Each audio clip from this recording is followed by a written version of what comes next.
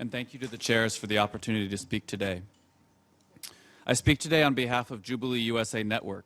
Jubilee was founded by the mainstream religious community, groups like the U.S. Conference of Catholic Bishops and American Jewish World Service. Our focus is reducing extreme poverty and building a global economy that fosters equitable, sustainable development. For Jubilee, building and financing that economy starts with addressing what the International Monetary Fund calls the root of global inequality, sovereign debt. Sustainable development must include, as is noted in Goal 17 of the SDGs, debt sustainability and orderly debt restructuring processes. We believe there's broad consensus on these points, and we welcome the work being done in the FFD process at the UN and at the IMF.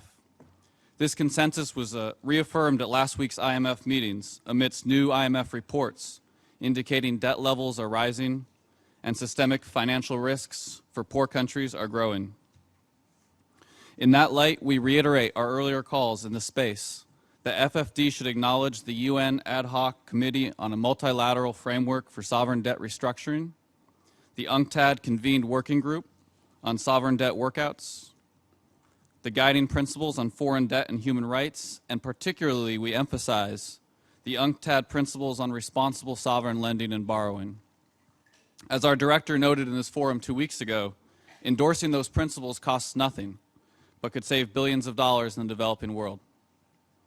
We also repeat our call for the FFD process to be a vehicle for funding the IMF's new Catastrophe Containment and Relief Trust.